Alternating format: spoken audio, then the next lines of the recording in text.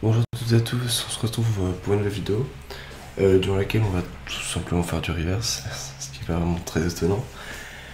Non, plus sérieusement, je vais vous présenter le write-up de certains challenges du CTF de la PayCon. La PayCon, c'est une petite conférence de genre, enfin, ouais, c'était sur 2 jours, il me semble. Il y avait des conférences sur du Python. Il y en avait une qui était assez intéressante, qui présentait. Enfin, moi, j'ai pas pu y aller, même si c'était à Bordeaux et que je suis à Bordeaux. Il y en a une qui était très intéressante et qui présentait Python plus pour les STF. Et du coup, dans cette optique-là, ils ont créé un petit CTF, vraiment pour débuter, hein, pour les tout débutants. Et du coup, logiquement, il fallait privilégier Python pour flag les chals, hein, mais bien sûr, c'est pas. Enfin, c'est pas obligé, mais bon. Du coup, voilà, c'était un petit CTF très simple. Vu que j'ai pas vu de write-up directement après sur les reverse, je me suis dit pourquoi pas en faire un. Donc là, on est sur cette page tout simplement pour montrer que enfin, c'est en tout cas important pour les reverse que les flags étaient de ce format-là. On verra pourquoi c'est important. Les chals. Alors, les chals. Ma connexion en carton. Alors, il y en avait. Bon, ça c'est rien. Il y avait 2 programming, un très simple, l'autre un peu plus. Comment dire, un peu plus. C'était un peu plus du guessing, mais si on connaissait assez bien Turtle, c'était assez facile. Donc 3 reverse, beaucoup plus de web, mais vu que moi je suis pas de web, je peux vous présenter les web ni le crypto. Alors le premier reverse, c'était un petit ELF. Ouais, du coup, un petit ELF, voilà. Pas beaucoup de description. Ça s'appelle I am hungry, ok. On va l'ouvrir avec AIDA. Du coup, AIDA, vous commencez à connaître, je pense. Bon, j'utilise quasiment que AIDA pour l'analyse statique, donc c'est pour ça qu'on passe sur AIDA. Donc on voit. Donc là, bien sûr, je le redis à chaque vidéo, mais si vous connaissez pas trop l'assembleur, il y a mes vidéos pour débuter. Mais après, bien sûr, faut juste pratiquer, hein. Donc là, on voit qu'il colle son main, et du coup, vu qu'on est en 64 bits, 2 arguments dans RSI et RDI. Enfin, dans RDI et RSI plutôt. Donc là, on a notre argv, enfin notre argc, enfin le nombre d'arguments du coup, qui met dans une variable locale. On pourrait le renommer comme ça. Il compare notre nombre d'arguments à 2. Si on n'a pas 2, enfin il fait un jump of 0, c'est-à-dire que si la condition est remplie, il va là, et si elle n'est pas remplie, il nous print exec password, en gros il veut un pass. Et du coup là on a argv, qui est bien sûr le deuxième argument de notre fonction, hein. Concentré argv, voilà. Qu'est-ce qu'il va faire avec notre argv? Il va le mettre dans RAX, il va lui ajouter 8, puisque c'est un tableau de pointeurs. Étant un tableau de pointeurs, chaque pointeur a une taille définie en 64 bits qui est de 8.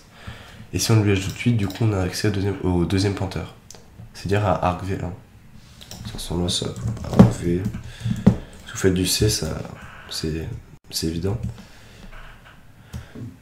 Du coup, on met des trucs, on fait des trucs beaucoup trop sombres. On lui donne ça comme argument à checkpath. Mais du coup, vu que c'est le premier chal, je vais pas vraiment m'apesantir dessus. On va directement aller voir du pseudocode. On voit bien sûr qu'il nous donne notre argv1. Il lui donne ça et ça. Pourquoi? Parce que dans RDI, on a bien notre pointeur vers notre argv1. Dans RSI, on a quoi? Dans RSI, vu que n'a pas été changé, on doit avoir truc de notre argc. Enfin, après, de toute façon, on verra, c'est le manipulera. Donc après. Non, mais attendez. On n'est pas du tout sur le bon en fait. Ouais, en fait, non, on n'est pas du tout sur le bon. Ça, quel fail. parce qu'en fait, les deux cracks mis. Oh, bah, de toute façon, oui, c'est pas grave. Bon, on va commencer par le dernier. C'est pas grave, c'est pas grave. Donc, de toute façon, c'est la même chose. Ouais. Donc, du coup, on va faire les cracks mis à l'envers. On va commencer par le dernier. Et on va faire après le deuxième et le premier. Du coup, ouais, parce qu'en fait, les deux ils s'appellent exec. Du coup, moi, vu que c'est le dernier que j'ai téléchargé, lui, j'ai écrasé lui. Donc, voilà. Donc, c'est un grappling qui s'appelle contrainte. On voit que les points, c'était relativement équivalent. Du coup, ça se joue pas beaucoup. Il appelle une fonction qui s'appelle checkpath.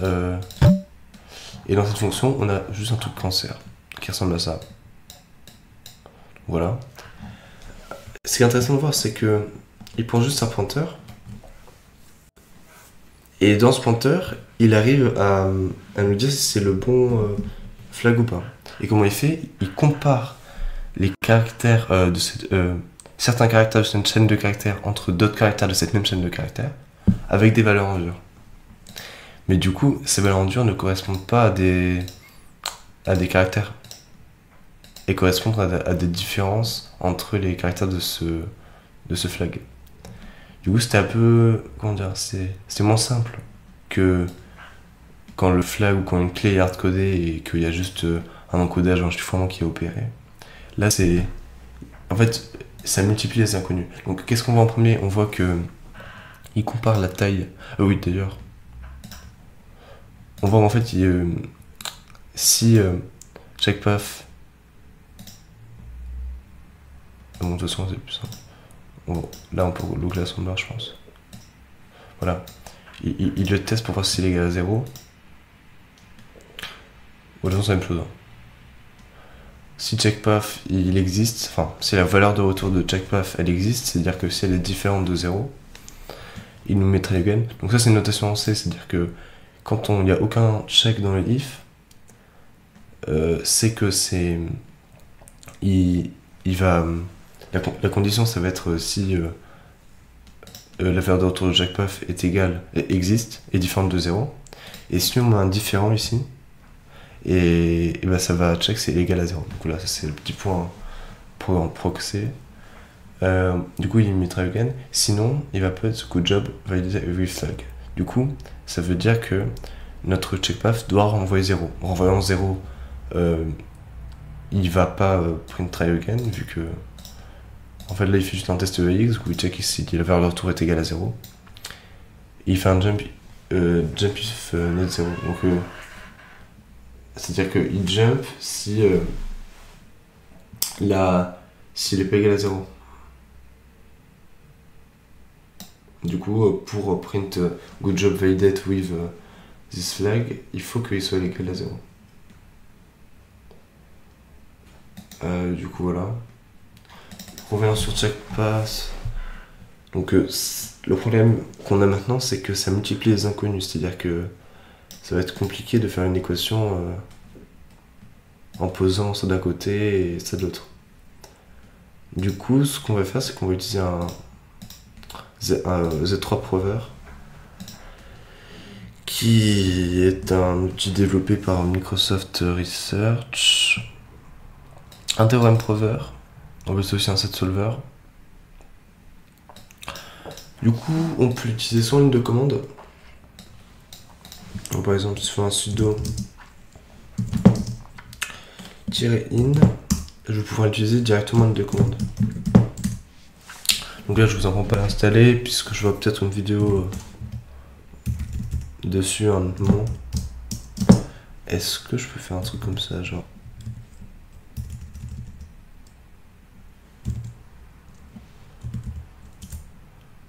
Ok, bon voilà, ça marche pas parce que je suis pas très, parce que je suis très mauvais, mais. Ah non, je sais même pas comment ça marche le écho. Bon, en tout cas, on peut faire des choses. Vous avez un tutoriel sur Ricephone qui est assez intéressant. Moi, je l'utilise très peu en ligne de commande, surtout avec des API en fait. Genre là, on va utiliser l'API Python, puisque je trouve que c'est quand même plus. Ouais, c'est avec des parenthèses. Je trouve que l'API Python est plus abordable pour des gens qui connaissent pas trop l'API en C++ ou autre chose. Voilà. Du coup, c'est pour ça qu'on va la faire avec la vieille Python. Mais il faut savoir que ça existe, quoi. Voilà. Du coup, c'est tout. J'ai déjà écrit les scripts pour flag le truc. Donc là, voilà, c'est un cercle. Enfin, c'est dégueulasse. Mais on va y aller petit à petit. Je ferai une vidéo sur Z3 en plus en profondeur, en présentant tout ce à quoi ça peut servir, etc. Mais bon, là, enfin, je vais déjà vous donner une petite idée de comment ça marche maintenant. Du coup, il faut l'installer pour Python. Enfin, un petit install Z3, ça peut prendre beaucoup de temps. On va créer en fait un tableau de vecteurs int. Donc en fait, il faut savoir que avec Z3, vous pouvez déclarer une variable, enfin une inconnue, deux inconnues, et ajouter des contraintes entre ces inconnus.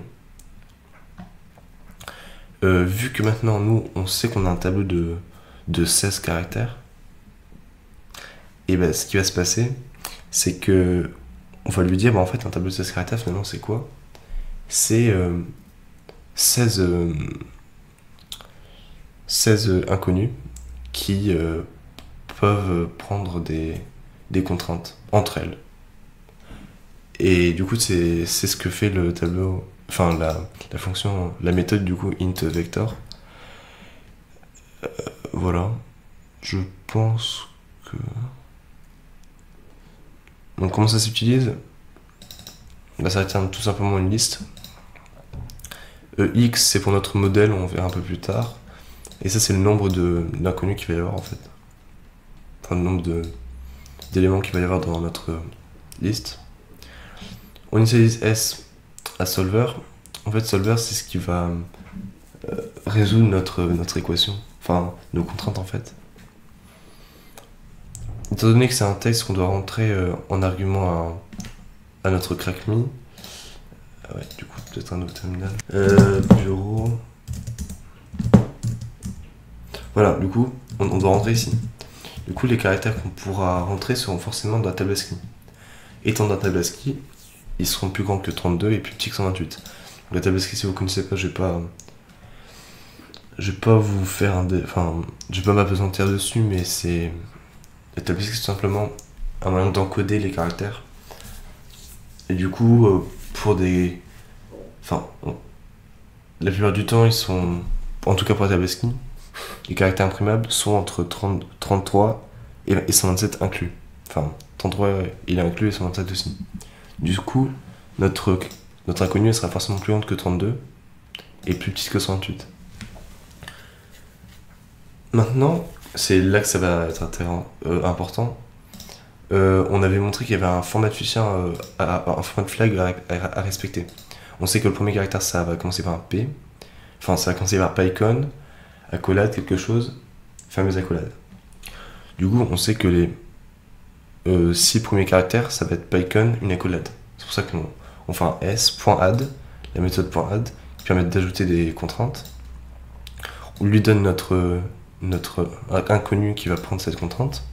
Du coup là c'est flag 2.0, parce que c'est une liste, il return une liste. Et on va lui dire qu'il est égal à la valeur en hexa que prend P dans la table ASCII. Et ainsi de suite. La même chose pour le Y qui va être le deuxième caractère, le C le troisième, le O le quatrième, le N le cinquième et l'accolade le sixième. Et on sait que du coup, vu que ça va se fermer par une accolade, l'accolade va être le dernier caractère. Et du coup, on fait la même pour l'accolade qui sort. Ça, c'est la partie un peu brute. C'est-à-dire que ici, on a plein de relations qui nous dit que le 8e caractère de notre input plus le deuxième, il doit être égal à moins 70. Alors, pourquoi égal? Parce qu'on a vu que pour qu'il nous print good flag, notre checkpath doit retourner 0. Or, le seul moment où il return 0, on voit que c'est ici. Du coup, la première chose à faire, c'est qu'il faut atteindre ce check. Il faut atteindre cette condition. Et si cette condition est remplie, il va return -1, ce qui est différent de 0. Et on va pas pouvoir atteindre, il va sortir de la fonction sans qu'on atteigne cette condition. Du coup, il faut que toutes ces conditions ne soient pas remplies et que la dernière soit remplie. Du coup, il faut que A1 de 7 moins A1, enfin du coup c'est notre input. Hein.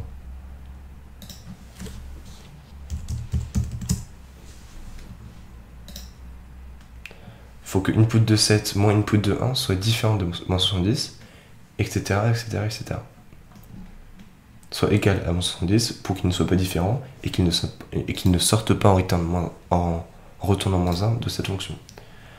Du coup, c'est ce qu'on a fait. On lui a dit, tu nous ajoutes, tu nous dis que flag de 7, notre huitième caractère, moins notre deuxième caractère, doit être égal à moins 70.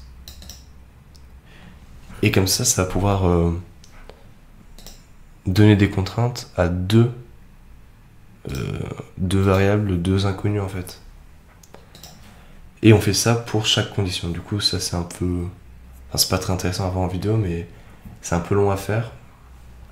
Faut juste pas se tromper. Là, une petite spécificité, c'est que ce qui est pointé à input, c'est forcément son premier caractère. Du coup, c'est flag de 0. Il est où? Il est là. Il est égal à 1, c'est bien ça. Et pour la dernière, du coup, il regarde si input de 7 moins input de 10 est égal à moins 1. Et s'il est égal à moins 1, il return 0. Du coup, il faut que input de 7 moins input de 10 soit égal à moins 1. C'est ce qu'il y a ici. Flag de 7 moins flag de 10 égale à moins 1. Et maintenant, on va utiliser notre fameux solver. On va faire un s.check. Le s.check, ça va retourner sat ou unsat. Donc là, je note. Si return sat, ça veut dire que tous les contraintes qu'on lui a données sont atteignables, donc sont possibles, et unsat si elles sont impossibles. Du coup, là, on va déjà l'exécuter comme ça. Je peux pas l'exécuter avec ça vu que... Est-ce que je peux configurer? Bon, je verrai plus tard, mais... c'est que... C'est pas le bon Python qui l'exécute. Python... main.py. Ah bah oui, mais forcément, je suis pas dans le bon directory.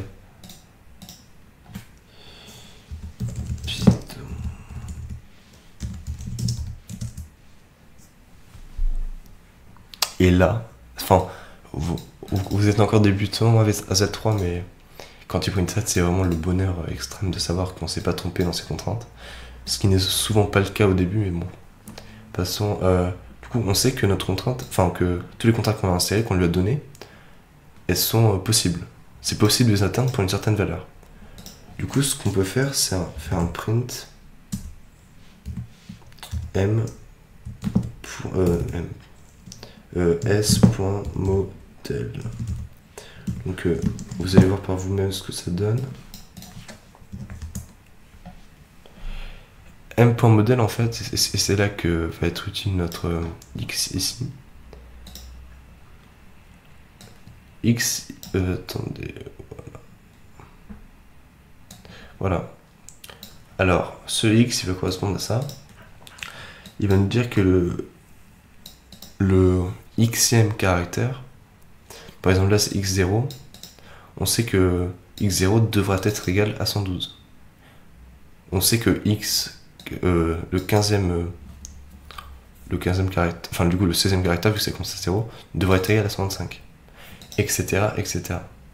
Du coup, donc là ça nous print bien, théoriquement si on associe chacun de ces nombres à un caractère de la table ASCII et qu'on le rentre, on devrait avoir notre flag.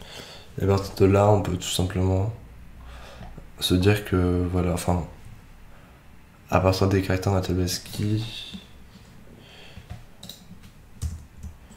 faire un print de CHR de 112. C'est vraiment horrible comme technique.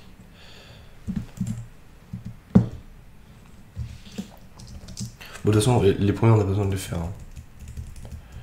Les 6 premiers, ça va être PyCount de toute façon. Voilà, ça va être ça va être caractère 0, 0, 1, 2, 3, 4, 5. C'est qu'à partir du 6ème, ça va être intéressant.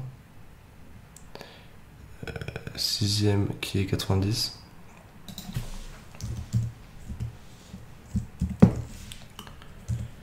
Après on a le 7 qui est 51.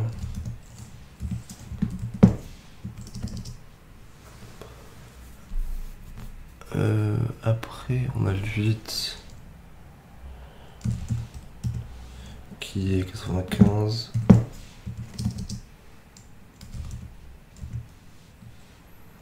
On a le 9 qui est 109.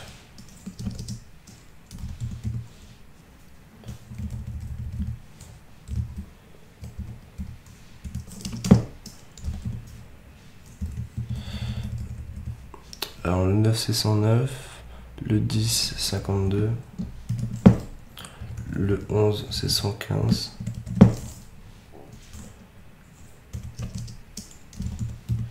c'est plus simple si on copie directement ça.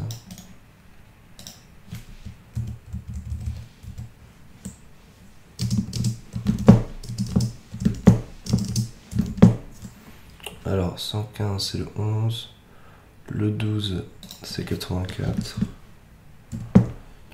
le 13 51,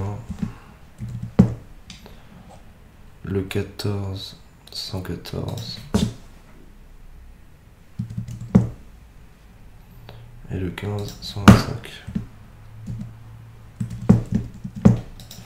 Et du coup là théoriquement on devrait avoir ce qu'il y a à l'intérieur de PyCon en fait. De toute façon oui. Et on voit qu'il y a ça. Le Z3 master. En effet, nous on le fait avec Z3. Du coup, c'est PyCon, le format.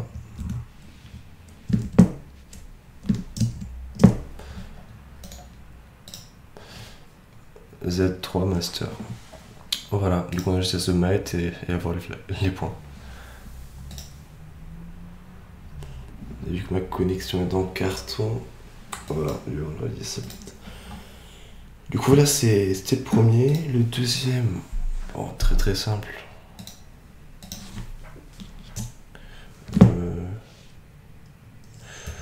Ouais, je pense que je vais plutôt avoir un nouveau terminal. Alors,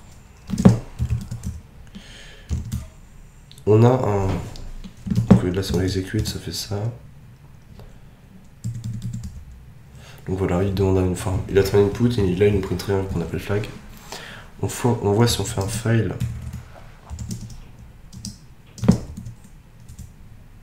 que c'est des bytecodes Python. Donc avec le point brxc, ça se voit quand même si c'est vraiment dire les extensions sous Linux. Du coup, on va utiliser mcompile. Je vous laisse regarder ce que c'est sur internet. Mcompile 6 pour du Python 3.x.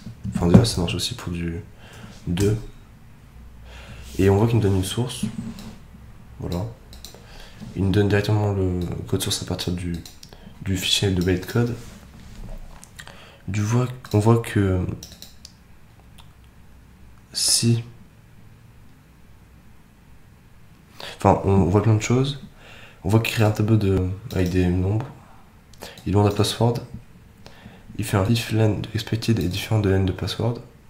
En gros, il check si que le nombre de caractères soit le même que le nombre d'éléments dans expected, dans attendu, et du coup, il boucle sur cette liste et il compare chacun des nombres de cette liste avec la conversion en hexa de chacun des caractères de notre input. Du coup, il fait ça avec la fonction ord. On va faire la même chose mais à l'envers. Du coup, on va faire quoi? Ça, on le met ici. Du coup, et ça. Voilà. Du coup, on fait la même chose, on crée un tableau avec on recopie le même tableau. Flag, on dit que c'est une chaîne de caractères vide. On fait pareil un for sur expected, sur sa taille du coup. On pourrait faire même autre chose. Ouais, on pourrait faire autre chose. For i in expected. Et on pourrait tout simplement faire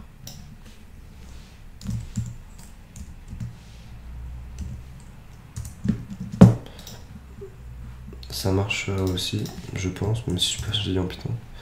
Voilà, très simple. Hein. On crée on recopie le même tableau. On fait un for i in expected, flag, initialisé à chr de i plus lui-même. Du coup, ça va d'abord faire. Enfin. Là, je fais pour voir. Enfin, si vous n'êtes pas familier avec le Python, c'est pas forcément simple. Forcément logique, mais.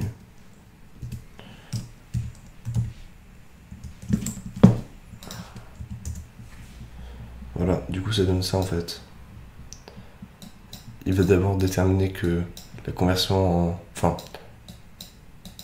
Que dans la table ASCII, ça fait P, et ainsi de suite pour chaque élément. Et du coup, ça fait Python you love compilation.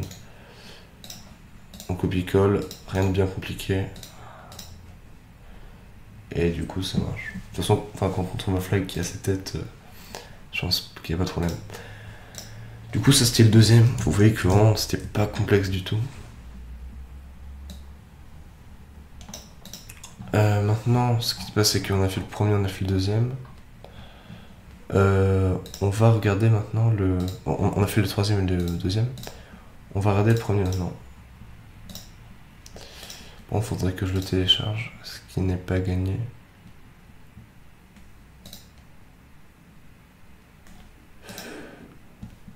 Save file. On va le mettre dans le bureau. Remplacer. Parce que le troisième s'appelle Oxy exec.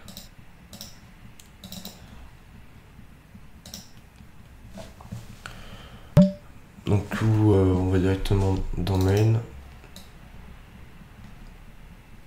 On voit que c'est un peu la même tête que le troisième. Il check pareil. Enfin là je vais pas renommer chaque variable locale, mais on a notre arc-C, notre arc-V. Il colle strlen, il le compare à 16, à 26, non, à 26.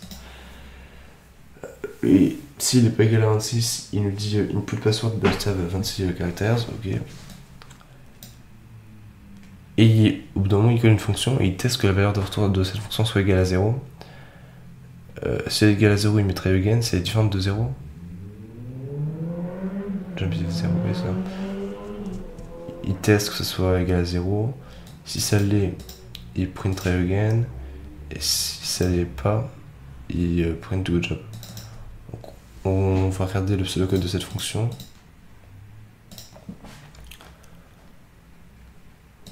Et du coup, on voit pas mal de choses.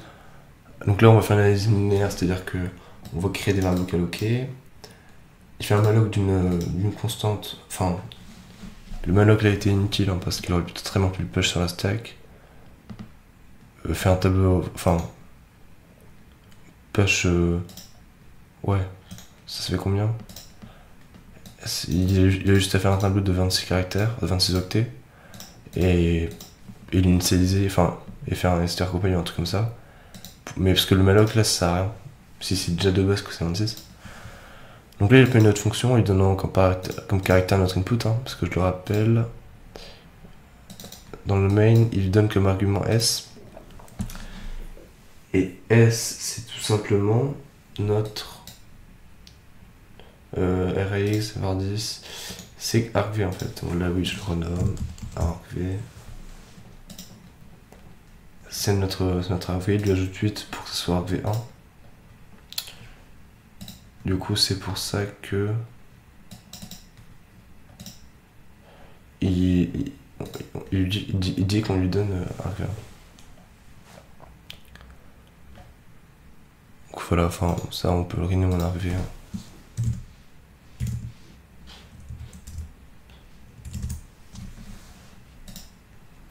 Voilà.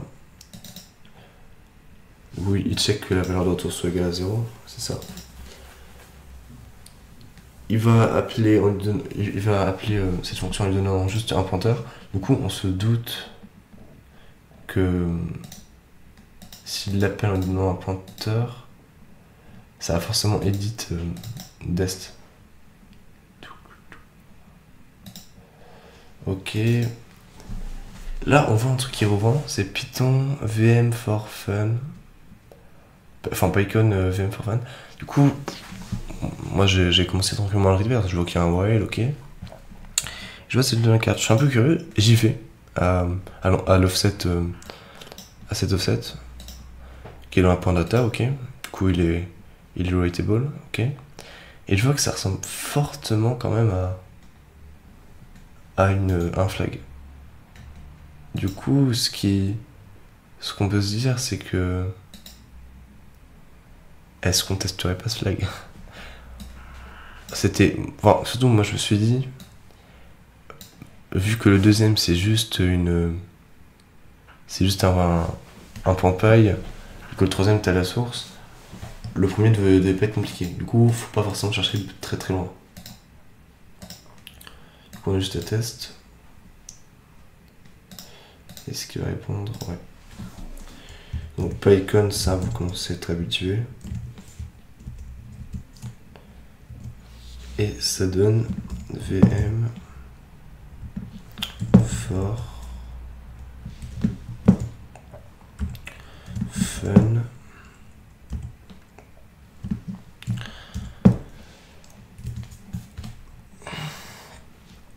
Anger.